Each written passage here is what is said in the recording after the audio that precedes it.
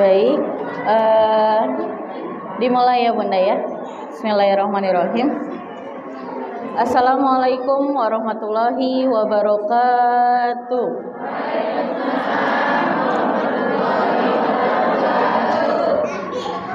Ya Rabbi shrali sadri wa yassir li amri wahlul 'uqdatam min lisani yafqahu qawli amma ba'du.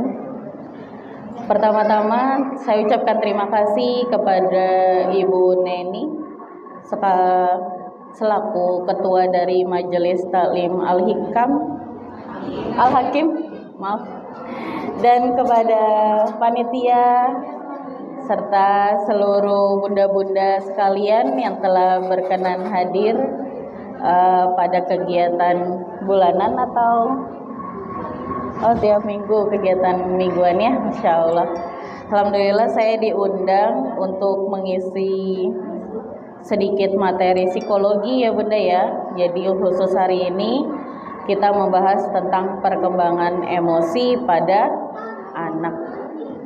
Sebelumnya izinkan saya memperkenalkan diri karena yang seperti pepatah bilang tak kenal maka tak.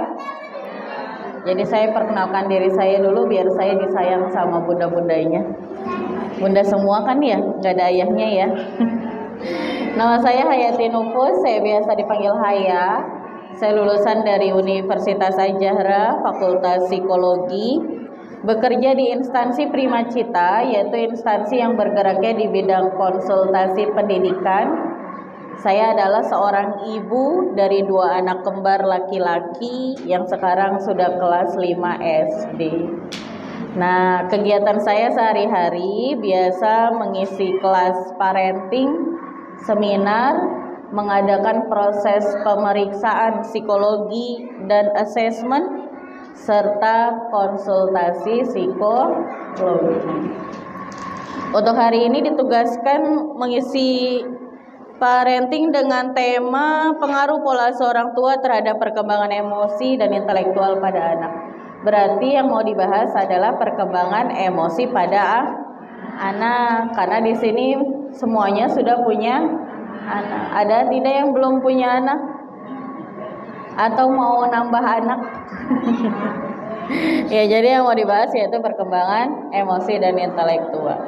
Tapi sebelum saya membahas ke perkembangan emosi pada anak, karena kan yang mau dibahas mungkin ada anak yang masih dalam fase temper tantrum, tingkat emosi yang sulit dikendalikan ya, entah anaknya suka banting-banting barang, atau suka memukul, atau ada anak yang ketika minta sesuatu harus diturutin. Jadi berbagai macam luapan emosi anak yang bisa memicu emosi orang. Anaknya emosi, bundanya ikut-ikutan emosi. Iya, besaran siapa emosinya? Emosi anaknya atau emosi bundanya? Bundanya kalau lagi marah ngapain? Ngapain Bun? Ada enggak yang kalau lagi marah bawaannya pengen makan? Ada.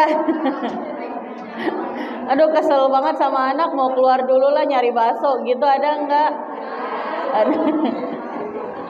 Ya, kita orang dewasa memiliki cara yang berbeda ketika meluapkan emosi, begitupun dengan anak-anak. Ada kita yang kalau lagi marah bawaannya pengen ngoceh 1 paragraf. Ada juga yang kalau lagi marah diam 1000 bahasa. Ada yang kalau lagi marah bawaannya pengen nyuci. Ada, daripada pusing mendingan saya nyuci. Daripada pusing mendingan saya cuci piring ya, gubrak-gabruk kayak di dapur ya. Iya, itu cara kita. Begitupun dengan anak-anak. Ada anak yang kalau lagi emosi lebih memilih nangis berjam-jam. Ada juga yang kalau lagi emosi bawaannya mukul bundanya, narik kerudung bundanya. Ada juga yang sampai berani memukul orang lain maupun memukul dirinya sendiri. Itu cara mereka. Cara mereka yang mereka tahu saat ini. Jadi kalaupun bunda sedang memiliki anak yang emosinya luar biasa, jangan disalahkan anaknya, karena dia pun nggak tahu. Yang dia tahu ya meluapkan emosi seperti itu. Justru kita yang dewasa, kita orang tuanya, kita yang memberikan arahannya. Oke, kita fokus ke slide-nya ya bunda ya. Kita bahas pengertian emosi. Pengertian emosi dalam ilmu psikologi, emosi kesenggol kah? Oke. Ya, emosi diartikan sebagai pola reaksi kompleks yang melibatkan pengalaman, perilaku, dan fisiologis yang digunakan manusia untuk menangani masalah, peristiwa penting yang dialami individu atau dirinya sendiri. Jadi manusia itu dasarnya harus memiliki emosi. Kalau manusia tidak memiliki emosi berarti patung. Dipukul diem aja, dicintai diem aja, tidak memiliki rasa. Berarti normalnya manusia memiliki rasa emosi. Nah, emosi itu terbagi menjadi dua. Ada emosi positif, ada emosi negatif. Kalau emosi positif, contohnya apa? Apa? Ada nggak emosi positif?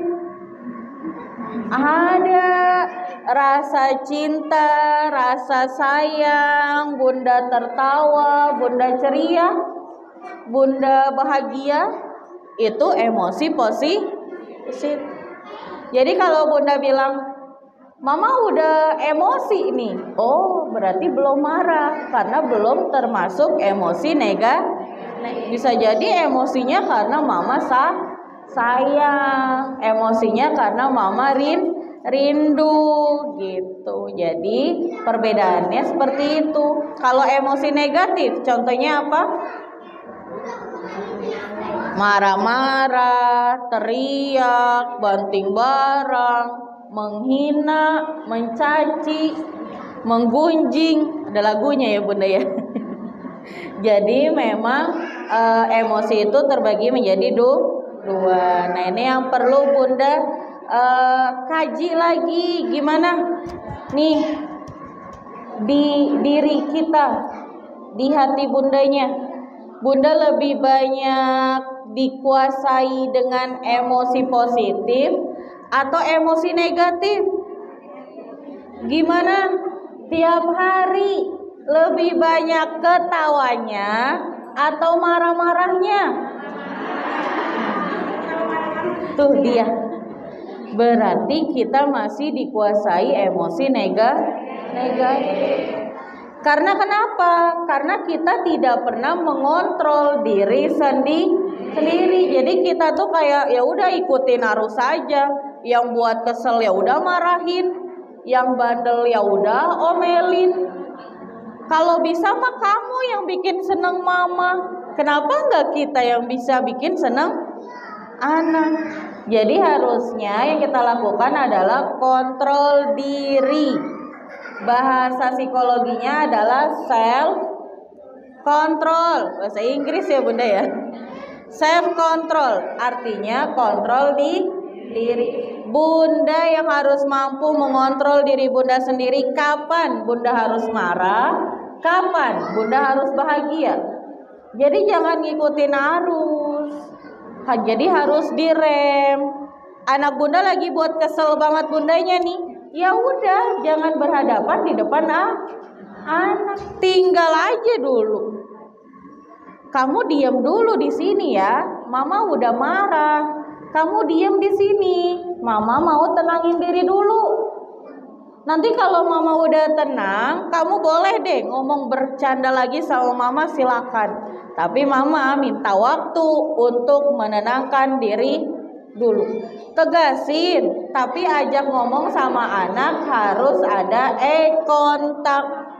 Jadi jangan anaknya lagi nangis gerung-gerung, bunda ajak ngomong padahal matanya belum fokus ke bundanya, belum fokus ke kitanya.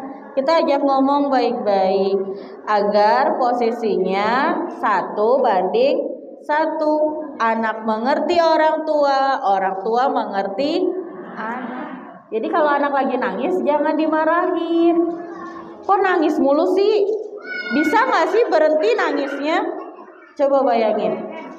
Anak kalau lagi nangis berarti hatinya lagi sakit kan? Bunda kalau lagi nangis hati bunda ada yang seneng nggak? Sakit kan? Lagi sedih ini. Ini hati lagi sedih. Sampai nangis. Ditambah diomelin. Nambah sakit ya itu hatinya. Diam nggak? Ya Allah, dia lagi sakit dibentak lagi. Diam nggak? Mama udah pusing nih, udah capek nih. Kamu dibilangin dari tadi nggak ngerti-ngerti, bisanya nangis doang. Tambah sedih lagi dia. Tambah sakit lagi hatinya. Jadi kalau memang bunda sedang tidak bisa mengerti kondisi anak, tolong bunda tenangin diri bunda dulu. Kalau udah tenang, baru berhadapan dengan kasihan. Nah, takutnya nanti anaknya jadi korbannya. Oke, kita mau lanjut ke studi kasus ya. Studi kasusnya ada 3. Ini studi kasus yang pertama. Ini terjadi pada tanggal 11 Mei tahun 2023. Kasus-kasus yang sebelumnya juga, yang baru-baru ini juga banyak ya. Ini adalah salah satu bentuk kasus orang tua yang mengalami depresi.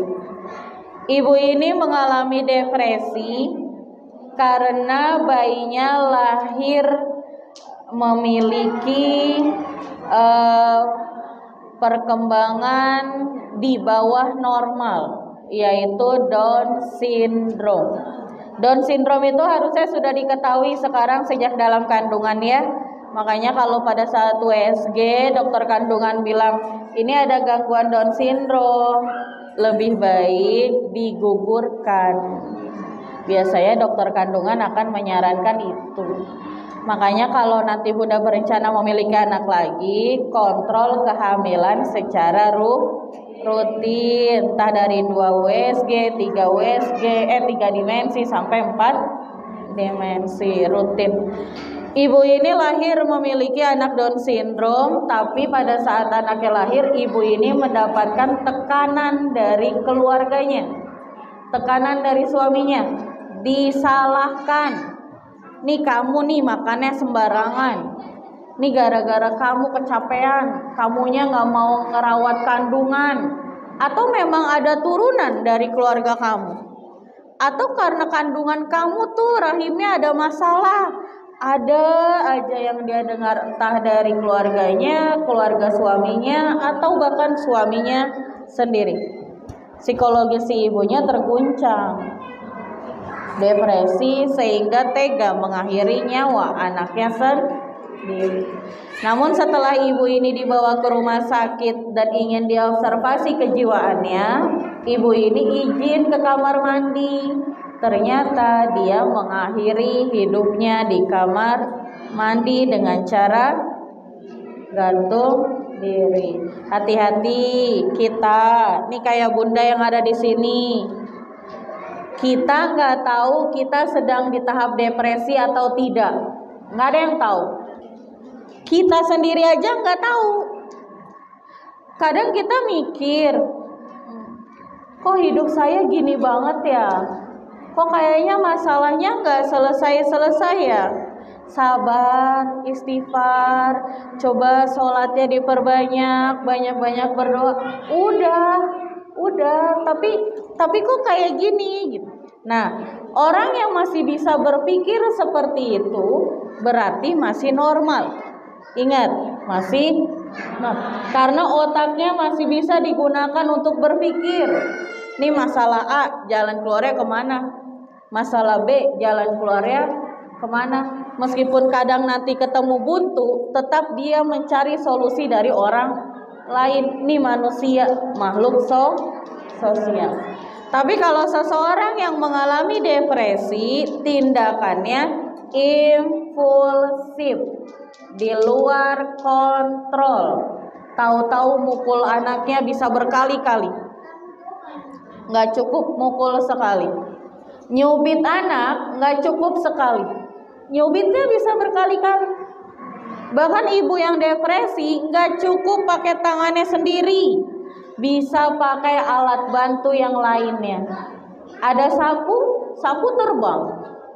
Ada sendal, sendal melayang. Ada gelas, gelas dilempar. Tapi biasanya ibu depresi menyesalnya dia harus dapat dukungan dari keluarga. Kalau semakin disalahkan itu bisa fatal.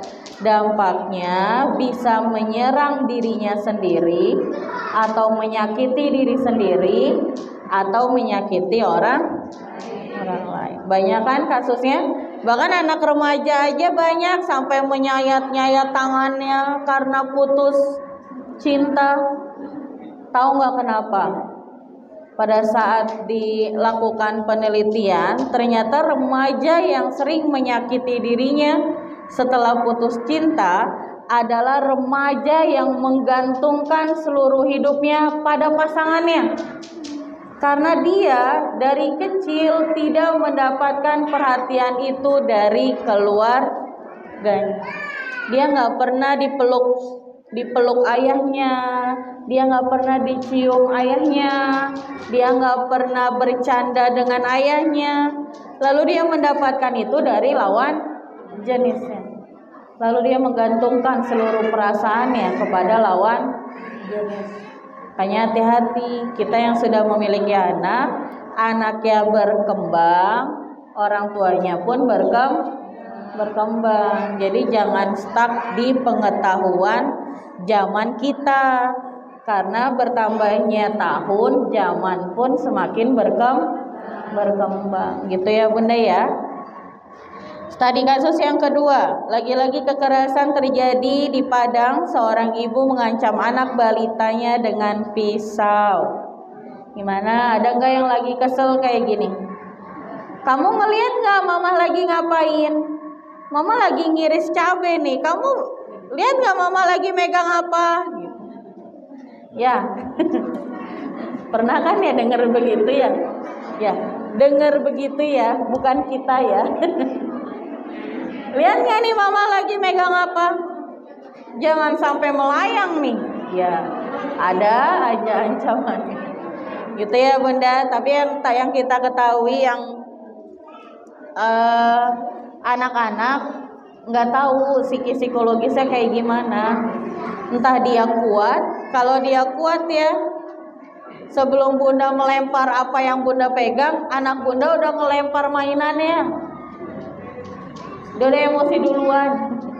Tapi kalau anaknya lemah, Bunda baru ngancam pakai mulut aja, dia udah nangis, ngumpet dirinya di belakang pintu, di kamar, karena dia merasa habis dibentak dan sesakit itu hatinya dibentak sama mamanya. Ya, kita mau bahas soal perasaan anak ya. Ini tadi kasus yang ketiga. Masih ingat kasus ibu ini? Masih ada di YouTube kasusnya waktu itu viral se-Nusantara ya. Kasus ibu depresi yang mengakhiri ketiga nyawa anaknya. Masih ingat dengan cara apa? Pakai pisau cutter ya. Ya udah, nauzubillahi min zalik. Bunda lihat wajah si ibunya kelihatan tenang. Wajah ibu yang soft spoken ya sekarang bahasanya ya. Yang kalau ngomong lembut, yang terlihat sangat sayang dengan anaknya. Ibu soleha, ibu yang tidak mungkin meninggalkan sholatnya, ibadahnya. Tapi ibu ini memendam setekanan psikologis sejak lama. Ibu ini hidup susah dari usianya masih kecil. Pada saat remaja dia sudah memang hidup susah.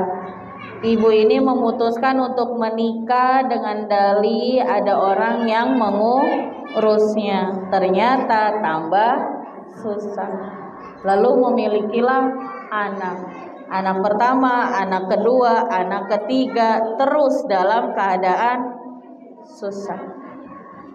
Lalu pada saat diinterogasi polisi, apa motif ibu tega melakukan pembunuhan sadis kepada anak-anak ibu? Beliau menjawabnya dengan tenang. Katanya, nggak apa-apa. Yang penting anak saya nggak usah ngerasain susah. Anak saya langsung masuk surga. Karena ibu ini memang secara agama yakin anak saya pasti masuk surga. Masuk tidak anaknya? Masuk. 3 anaknya sudah masuk surga. Lalu ibunya merasa gak apa-apa, dosanya biar saya yang nanggung. Yang penting anak saya bahagia di sana. Itu tindakan impulsif ibu yang mengalami depresi. Sedangkan kita, orang tua yang masih penuh kesadaran, orang tua yang masih waras, pernah terlintas pikiran seperti itu? Enggak. Malah bunda mikirnya, ya Allah, semoga nasib anak saya jangan sampai kayak saya. Saya lulusan SMA, anak saya S1. Saya S1, anak saya S2. Terus itu doa orang tua. Kalau bisa mah saya yang mencukupi biaya tuanya anak saya nanti. Itu doa ibu yang penuh dengan kesadaran. Makanya bunda harus terus menjaga kesadaran di diri, kewarasan di diri, kontrol di diri. Ini PR-nya. Masalah hidup cuma ada 4 ya bunda ya. Bunda tahu masalah hidup apa? Yang paling pertama apa? Ekonomi nih bisa rusak semuanya gara-gara ekonomi. Yang kedua apa? Suami, entah bunda yang kurang kasih sayang, entah suaminya yang selalu cari perkara, entah suaminya yang sibuk bekerja. Suami. Yang ketiga apa? Anak, entah anaknya sakit, anaknya memiliki tumbuh kembang yang berbeda. Banyak ibu yang mengalami depresi karena yang tadi, karena anaknya mengalami gangguan perkembangan. Lalu yang terakhir apa? Ekonomi, suami, anak. Yang terakhir mertua, ya. Mertua, orang tua. Udah, Bunda harus kuat di empat momen ini.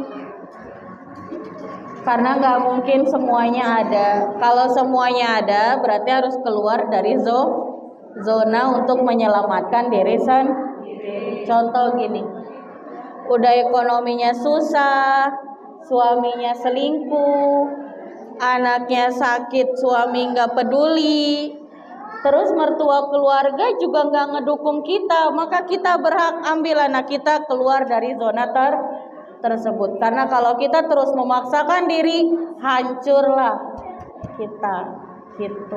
Tapi kalau masalahnya hanya 1 atau 2, wah ekonominya alhamdulillah bu, anak saya juga sehat, mertua saya juga baik, tapi suami saya itu astagfirullahaladzim. Ya udah. Ya udah. Sabar, berarti itu memang cobaan. Suami saya setia bu, ekonomi saya juga alhamdulillah, mertua baik, tapi anak saya sakit ibu. Sakit apa? Jantungnya bocor. Ya udah, sabar, cobaan, ujian, terus saja diobati kesana kesini sampai keluar negeri, karena kan ekonominya cukup, ekonominya baik gitu. Jadi jangan masalahnya cuma 1 udah saya mau ke pengadilan aja gitu. Makanya pengadilan ramai banget tuh tiap hari. Ya, coba Bunda berkaca dengan orang tua zaman dulu. Pengadilan agama orang tua zaman dulu tuh kasusnya sedikit banget. Iya, orang tua zaman dulu nggak ada, hampir tidak ada. Kalau di persentase itu 80% orang tua zaman dulu tidak ada yang bercerai. Meskipun si ibu tahu suaminya toksik, kok mama kuat sih padahal ayah dulu gini. Iya kuat demi kamu. Tapi kalau zaman sekarang masalahnya dari 4 cuman 1 aja pergi ke pengadilan. Masalah 1 aja langsung kemas barang gitu ya Bunda. Buntelin barang. Sabar ya Bunda ya. Insya Allah nanti akan meningkatkan derajat kita, kedepannya kita akan bahagia. Ini kan tadi masalah orang tua yang depresi akan menyebabkan penyimpangan pola asuh yang kurang tepat. Nah ini akan kita jabarkan pola asuh yang dapat memicu emosi anak berlebih. Pola asuh ini adalah pola asuh yang negatif. Jadi saya sangat berharap pola asuh ini tidak lagi kita lakukan di rumah. Kalau Bunda sebelumnya sudah pernah melakukan, berarti sekarang berusaha untuk merubah pola asuhnya. Oke, ini efektif untuk anak usia 2 sampai usia remaja. Yang pertama, sikap diktator, yaitu sikap keras dalam berinteraksi dengan anak. Bunda, diktator itu ada 3 ya, ada fisik, ada verbal, terus yang ketiga ada psikis. Yang pertama fisik. Kalau fisik yaitu tindakan keras yang lebih dominan menggunakan fisik. Kayak contoh Bunda lagi marah, biasanya dimulai dari 2 jari. Kalau 2 jari anaknya diapain? Dicubit, dijewer, disentil. Ada nggak nyentil 5 jari? Nyubit 5 jari ada? Nggak ada ya. Kalau 2 jari udah biasa dilakukan, lanjut ke 5 jari. Kalau 5 jari anaknya diapain? Ditabok, dipukul 5 jari. Kalau 10 jari diapain? 10 jari udah ekstrim ya. Dipukul, diseret, dibanting, bahkan dicekek ya. Nauzubillahi min dzalik ya. Jadi mulai sekarang Bunda tidak boleh lagi melakukan bentuk kekerasan fisik. Coba di sini, ada yang pernah mencubit anaknya? Ada? Udah berapa kali Bunda mencubit anaknya? Ya kayak itu. Iya. Nah nanti pulang dari pengajian masih mau nyubit lagi enggak? Yakin? Iya. Terus ada lagi yang jawab, tergantung anaknya. Iya. Jangan ya Bunda ya. Jadi gini, sekali saja Bunda mencubit anak Bunda, maka Bunda sudah merusak ratusan sel saraf otaknya. Apalagi Bunda mungkin sering mendengarkan kalimat sekali membentak aja rusaklah sel saraf. Nah, apalagi kita melakukan kekerasan fisik. Jadi mulai sekarang di stop. Kalau kita mau berharap anak kitanya pintar, anak kita memiliki tingkat daya tangkap yang bagus, intelektualnya cerdas, berarti biarkan sel saraf otaknya berkembang dengan baik, dengan stimulus-stimulus yang Bunda berikan, bentuk kasih sayang, pelukan, ciuman. Gimana? Bunda yang udah memiliki anak remaja, kapan terakhir kali Bunda memeluk anak Bunda? Lebaran. Lebaran juga malu-malu meluknya ya. Iya. Nah, kalau udah dewasa anaknya nggak mau. Tapi bunda tahu nggak? Setelah dia menolak pelukan bunda, hati dia sudah merasa bahwa dirinya habis dipeluk bundanya. Jadi meskipun anak kita udah remaja, anak kita udah menikah sekalipun, bunda harus tetap sering meluk anak. Karena itu adalah sebuah bonding atau attachment, kelekatan ibu dengan anak. Jadi jangan sampai putus. Kalau udah remaja, SMA, kuliah, itu cukup dielus kepalanya, dielus pundaknya. Udah tinggal ditanya mau makanan apa yang dia sukai. Udah, dia setelah itu akan merasa bahwa orang tua aku itu ya sangat perhatian, sangat sayang sama aku gitu. Jadi jangan kedengarannya marah-marah mulu. Karena sering banget, mama kenapa sih mama marah-marah mulu? Iya, mama ngomel-ngomel mulu gitu ya udah. Ya. Terus yang kedua dari diktator yaitu diktator verbal. Kalau verbal yaitu orang tua yang ketika sedang marah bahasanya kasar, suka memberikan label negatif pada anaknya sendiri. Contohnya ada bundanya yang ngatain anaknya males, nakal, cengeng, bawel, apalagi bunda? Cerewet, banyak ya untuk kata-kata negatif. Kalau bunda ngatain anak bunda males, lalu anak bunda bisa berubah jadi rajin nggak? Amba males deh. Bunda bilang anak bunda nakal banget nih anak nih. Kalau pulang sekolah bisa nggak langsung pulang? Jangan main mulu, jangan nakal, jangan bandel. Bisa jadi baik nggak tuh anaknya? Enggak, malah semakin nakal. Apalagi omongan orang tua adalah tolong bunda kalau lagi marah yang keluar doanya yang baik. Karena omongan ibu itu kutukan. Kutukan itu nggak kayak sekali kita ngutuk langsung datang petir, enggak. Bisa jadi kutukannya diijabahnya 10 tahun yang akan. Dan ada loh ibu yang ngedoain anaknya kayak gini.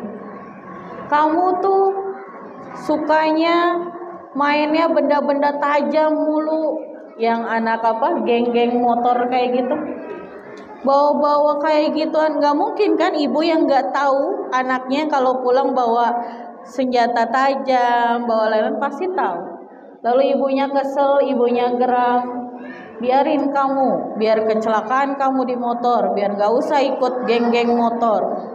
Selang 10 tahun kemudian benar anaknya kecelakaan. Tapi ibunya udah lupa kalau dulu pernah ngomong seperti itu.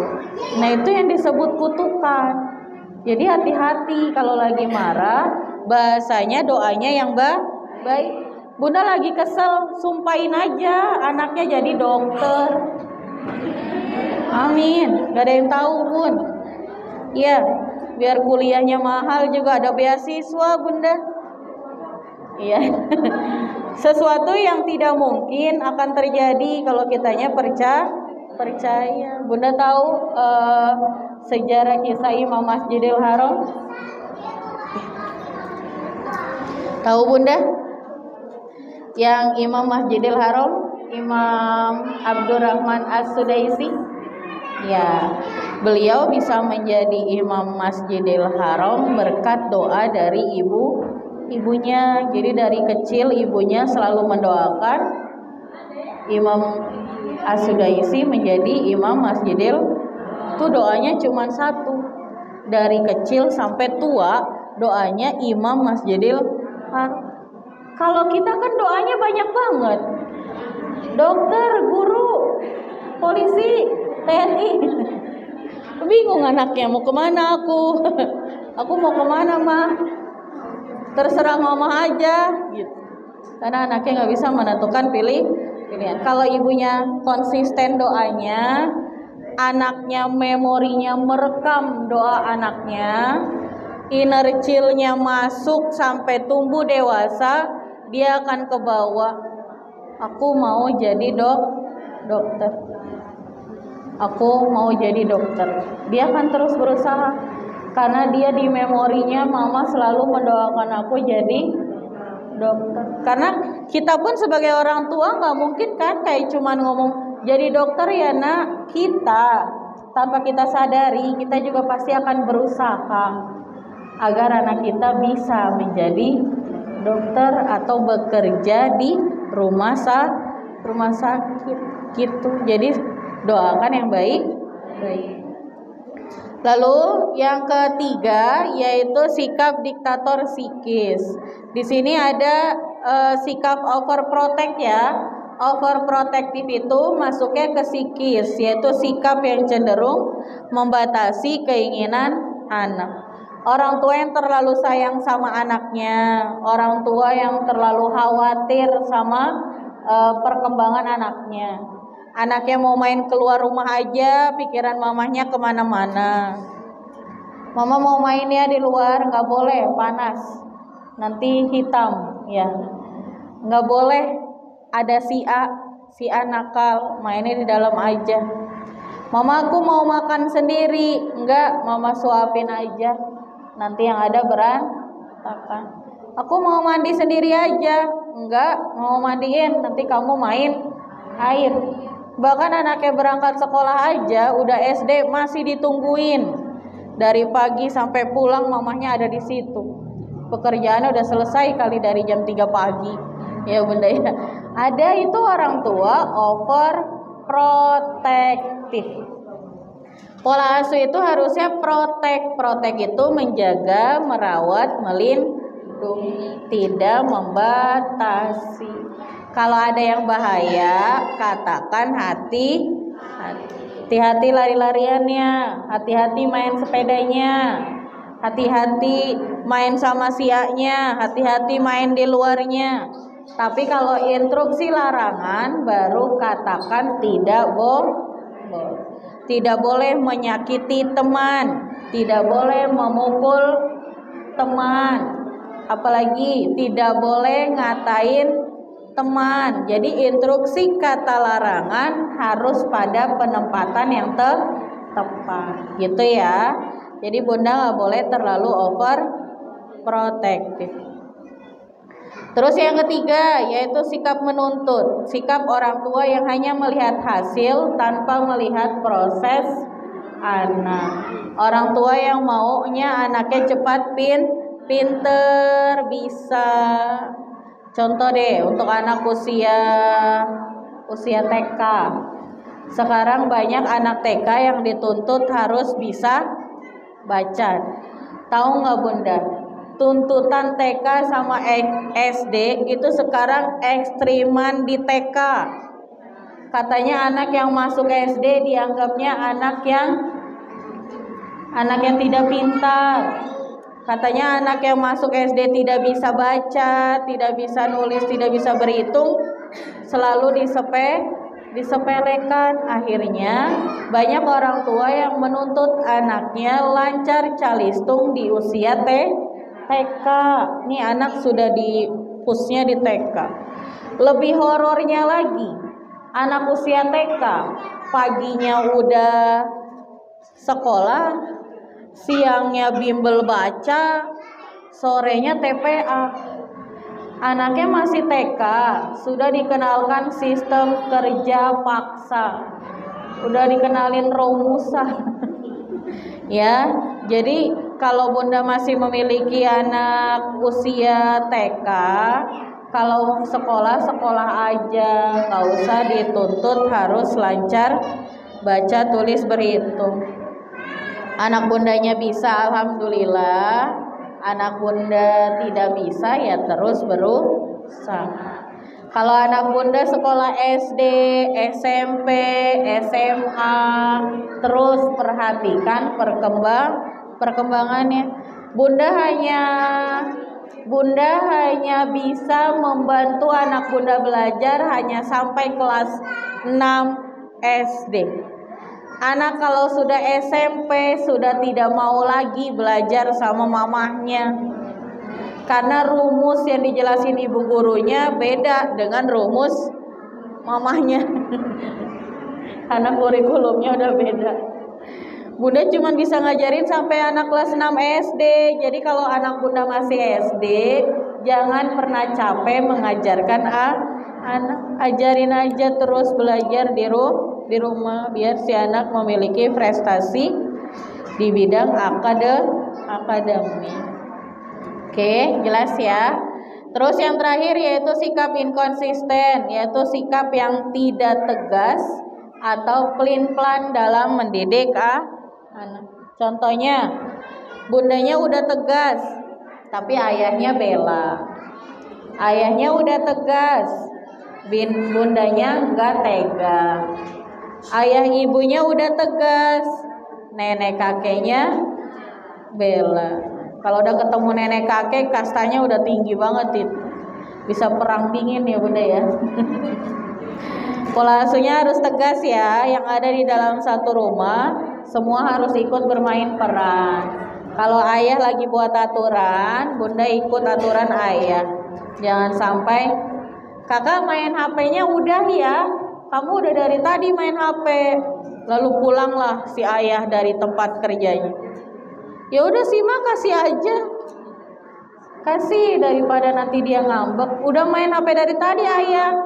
Udah nggak apa-apa, tambahin lagi waktunya. Nah, negosiasi perbedaan pendapat yang seperti itu langsung di depan anak akan membuat anak memiliki dua kepribadian. Nanti sama pola asuh yang tegas, anak ini akan mandiri. Tapi sama pola asuh yang memanjakan, ya anak ini jadi manja dan memanfaatkan situasi. Sama ayah ibu nggak dikasih, ya udah aku ke nenek aja. Ya udah, berarti ini kalau ke nenek yang salah bukan nenek. Nenek mah apa yang diminta cucu ya kalau bisa nenek kasih. Itu adalah bentuk rasa sayang. Yang salah siapa? Anaknya, karena anaknya udah pinter, dia udah bisa bersiasat. Nggak dapat sama si A, aku ke si B. Nggak dapat sama si B, aku ke si C. Pinter kan anaknya? Karena anak memang lebih pinter dari orang tuanya. Gitu ya bunda ya. Jelas sampai sini?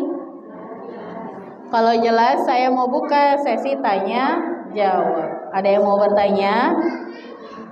Oke, silakan. Ada pengeras suaranya bunda. Pakai ini. Bu Nadia. Iya.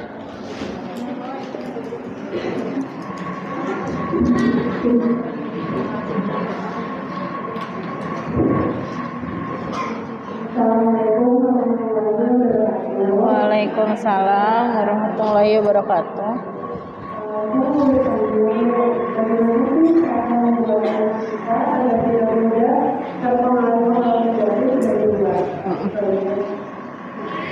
Ya, oke. Agar anak kita tidak terpengaruh dengan hal-hal negatif dari luar. Gini, kita nggak bisa membatasi lingkungan, bunda. Kita nggak bisa melarang anak kita untuk tidak boleh bermain sama siapapun orangnya. Mau orang ini baik, mau orang ini buruk, anak harus tetap bersosialisasi dengan baik sama siapapun. Tapi cara kita seperti apa untuk bisa melihat anak agar tidak terpengaruh dengan lingkungan? Caranya adalah kita yang memberikan bekal pertahanan diri pada anak kita Ini disebutnya endurance. Endurance itu adalah pertahanan diri. Tulisannya endurance, pertahanan diri. Anak yang dimana mampu membedakan mana yang baik, mana yang buruk untuk dirinya. Anak yang kalau ada yang ngomong bahasanya kasar, dia akan ngadu ke mamahnya. Mama tadi si A ngomongnya kasar. Nah, tuh endurance-nya udah bagus. Pertahanan dirinya bagus. Tapi kalau anak yang pulang main justru membawa kata-kata negatif, anaknya pun tidak salah. Karena yang dia lakukan adalah apa yang teman aku lakukan.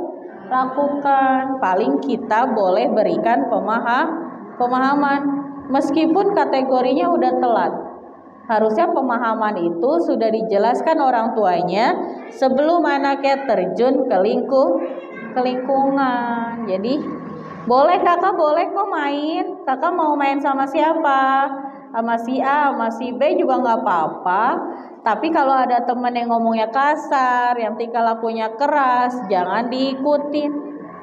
Jangan diikutin, bahkan bisa 3 kali pengulangan. Jangan diikutin.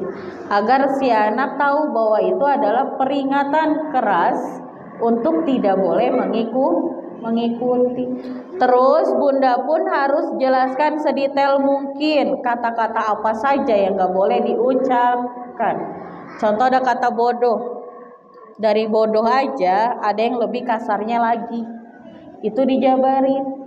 Bahasa-bahasa kasar yang lainnya. Bahkan sampai kalau sekarang tuh anak SD aja pakai bahasa alat kelamin dibawa-bawa. Nama binatang, semua binatangnya disebut. Itu bukan pengaruh sosial aja loh. Karena si anak bermain handphone, main game. Game yang ada interaksinya apa? Mobile Legends ya, PUBG, FF, itu ada interaksi. Kadang bermain Mobile Legends itu usianya itu bukan usia 2-6 atau 7-12 aja, bahkan ada yang sampai usia remaja. Nah ini tetap harus dalam kontrol orang tua. Kayak anak itu kategorinya kan BO kan, bimbingan orang tua. Kontrolnya ada di bunda ya. Tapi kalau bunda udah tahu di lingkungan sekitar, pasti bunda udah membaca lingkungan kan. Nih si A nih yang nakal mah tuh si A, tuh yang ngomongnya kasar mah si B, tuh kadang si C tuh yang ngajak main anak jauh-jauh banget. Kita tahu nih siapa yang nakal. Tapi kita nggak boleh menyebutkan si anak di depan anak kita. Kamu jangan main sama si A ya, soalnya si A ngomongnya kasar. Itu nggak boleh. Itu namanya diskriminasi. Jadi kamu boleh ya main sama siapapun nggak apa-apa. Tapi kamu tahu yang mana aja yang ngomongnya kasar. Udah, kamu yang tahu. Kamu jangan ikut. Gitu. Ya, jelas bunda ya. Oke, baik. Ada yang mau bertanya lagi? Silakan. Boleh. Masalah di luar anak juga nggak apa-apa ya.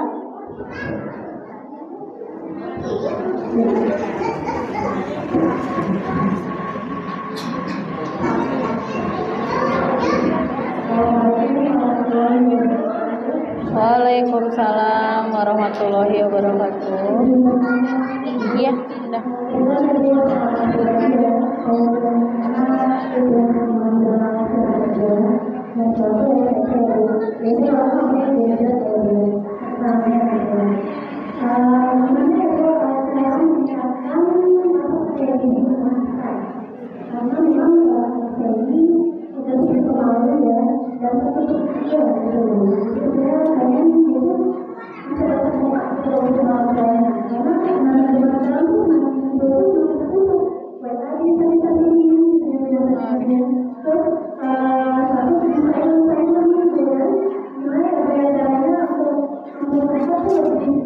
Terbuka.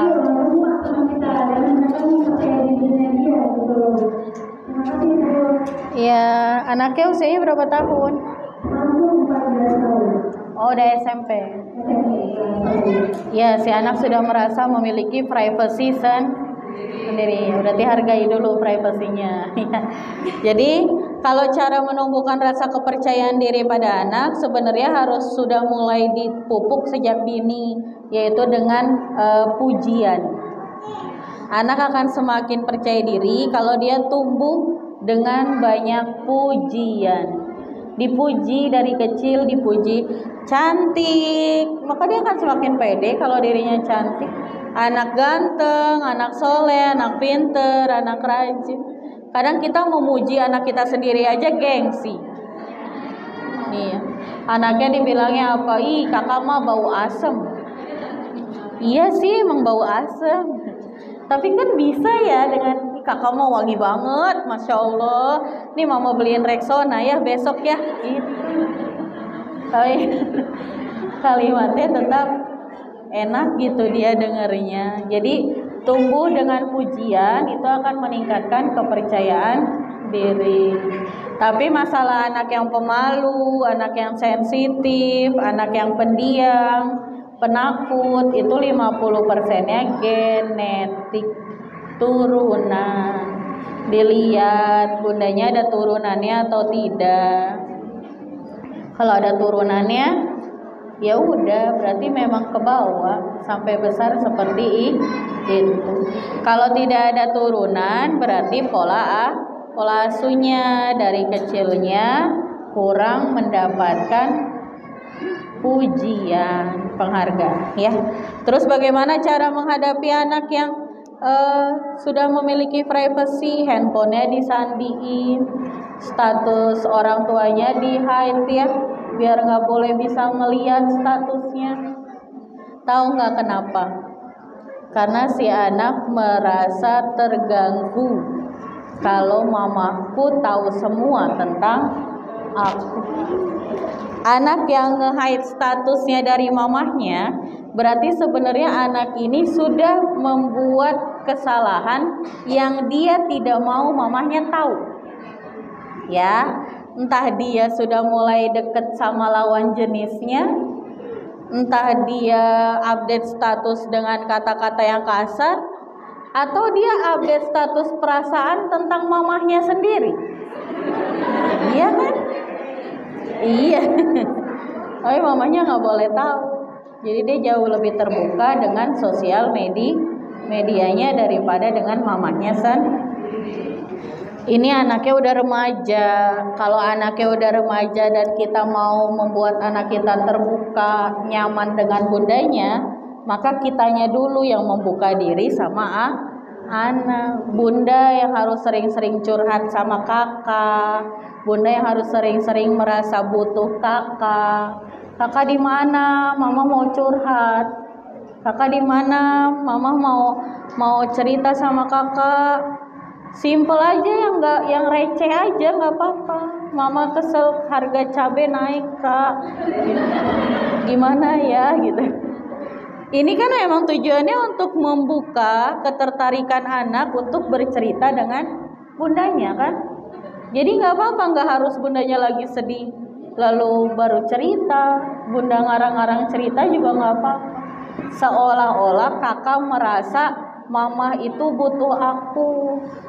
Mama kalau nggak ada aku, mama nggak ada teman cerita.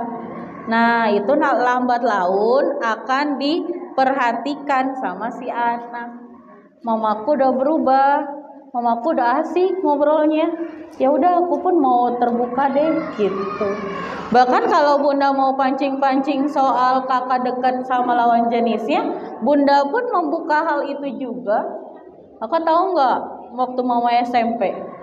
Itu tuh ayahnya si A, itu mantan mama gitu. Membuka wacana, ya. Ya jangan kayak gitu juga ya bunda ya. Ini hanya contoh bunda. Jadi boleh bundanya membuka, tapi lebih bagusnya lagi dari usia kecil anak sudah dibiasakan untuk curhat. Tahu nggak kenapa anak nggak mau cerita sama bundanya? Itu dari kecilnya udah sering dikat dia mau cerita, dikat. Mama tadi aku sekolah, terus kata ibu guru, iya mama udah tahu. Berenang kan, kok mama tahu? Iya mama udah baca di grup. Oke. Besoknya ada kegiatan apapun di sekolah nggak akan dia kasih tahu, karena dia merasa mama pasti baca grup gitu. Jadi sebenarnya sereceh apapun yang diceritakan anak, dengarkan dulu, jangan di-cut, udah, jangan ngomong mulu, berisik, jangan. Karena dia lagi asik ngomong sama mamanya. Ya, kadang anak cerita itu mamanya sambil main HP juga dia tetap cerita. Ini buat anak yang memang suka bercerita. Tapi kalau dia sering di-cut, itu akan tumbuh perasaan mama nggak asik, nggak nyaman cerita sama mama gitu. Jadi dia ceritanya sama orang luar. Oke, jelas Bunda? Ada yang mau bertanya lagi? Oke, banyak ya. Silakan. Satu sebelah kiri, satu sebelah kanan. Dikumpulkan aja dulu pertanyaannya ya Bunda.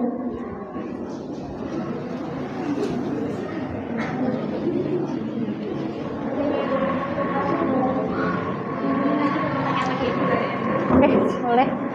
Langsung dua aja. Bunda ini mau nanya. Oh, waktunya ya. Waktunya terbatas.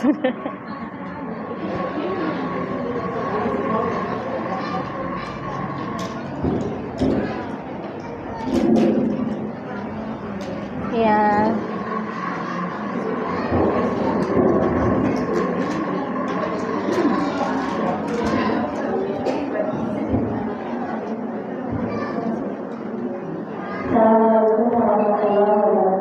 Waalaikumsalam warahmatullahi wabarakatuh. Bagaimana cara orang tua untuk memperbaiki anaknya waktu yang tepat dan anak-anak saja yang tidak boleh dilakukan saat mengalami anak-anak. Gimana Bunda? Kurang jelas gimana? Melarang orang tua untuk mengalami anaknya waktu yang hanya tidur. Oh gitu.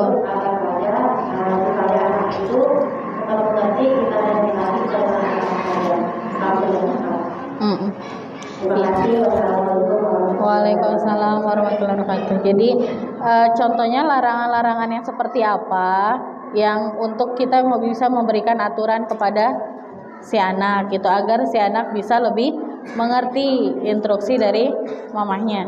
Ini biasanya terkait kemandirian ya. Terkait kemandirian tidak? Jadi kayak si anak bangun tidur harus ngapain, dia harus tahu kerjaannya apa, di rumah ngapain gitu. Ya. Anaknya usia berapa tahun, Bunda? 8 SD, kelas 2. Iya. Jadi ini anak usia SD usia 7 sampai 12 tahun adalah fase pembentukan karakter. Ini fase dia membentuk karakternya ya. Kalau 26 adalah golden age, melihat, merekam, mempraktekkan. SD dia membentuk, SMP terbentuk. Ini sekarang lagi membentuknya. Jadi kalau bagaimana instruksi-instruksi dari bundanya agar si anak bisa taat sama aturannya, orang tuanya harus dapat berlaku tegas pada anak. Si anak harus diberikan hak dan tanggung jawabnya. Haknya anak apa yang dia dapatkan? Sudah Bunda berikan makan, sudah Bunda fasilitasi sekolahnya, sudah Bunda belikan semua kebutuhan sandangnya, itu haknya. Hak mendapatkan kasih sayang, hak mendapatkan perhatian serta dukungan. Lalu tanggung jawab anak apa? Kasih tahu. Tanggung jawabnya adalah yang pertama, wajib bersekolah. Yang kedua, merawat barang miliknya sendiri. Yang ketiga, membereskan kamar tidurnya sendiri dan merawat semua tubuhnya sendiri. Itu adalah tanggung jawab. Yang terakhir, membantu kegiatan orang tua. Nah, itu ditegaskan. Kalau anaknya tidak melakukan tanggung jawabnya, berarti hak yang dia dapatkan kurangi. Dia mendapatkan hak uang jajan nggak ada. Dia mendapatkan hak fasilitas handphonenya nggak ada. Kamu nggak tahu kan cara membereskan tempat tidur? Hampir setiap hari mama yang beresin. Jadi kamu nggak berhak mendapatkan handphone dari mama gitu. Poinnya ada di mana? Tegas. Tegas sama tega bedanya cuman S. Orang tua yang tegas harus tega. S-nya itu sayang. Sayangnya buang dulu, tegain aja dulu. Ntar anaknya nangis, murung, merasa tertekan psikisnya, depresi, nggak apa-apa, itu adalah bentuk luapan kekecewaan dia. Penting bundanya tegas ya. Tapi harus ada konsisten antara ibu dan ayah. Jadi jangan hanya ibu aja yang ngerti, tapi ayahnya belum mengerti. Oke, jelas bunda? Selesai ya. Saya tutup bunda dia. Baik, alhamdulillah selesai bunda. Nanti materi ini boleh di-share ya. Silakan di-share. Ini ada tips menjadi orang tua yang ideal. Tips ini saya mohon dipraktekkan sama bunda di rumah ya. Bunda harus menyediakan waktu dengan anak, berkomunikasi secara pribadi, menghargai anak, mengerti anak, menciptakan hubungan yang baik dengan anak. Jangan lupa sentuhan fisiknya, physical touch ya, sering dipeluk, dicium. Dan yang terakhir, dengarkan anak. Lakukan nanti tips ini di rumah ya, agar kita bisa menjadi orang tua yang ideal. Baik, saya akhiri, saya tutup. Jika ada kata-kata yang salah, mohon maaf bunda, itu datangnya dari saya pribadi. Kalau ada kata-kata yang benar, itu datangnya mutlak dari Allah Subhanahu wa Ta'ala. Semoga apa yang saya sampaikan bisa bermanfaat ya bunda, dan kedepannya kita bisa jadi orang tua yang lebih baik lagi nanti. Jangan lupa sabar, dan sabar ya bunda ya. Kalau bunda mau butuh konsultasi lebih pribadi, silakan boleh meminta nomor handphone saya langsung ke Bu Nadia ya. Nanti kita boleh secara intens berkonsultasi baik via online maupun bertatap muka.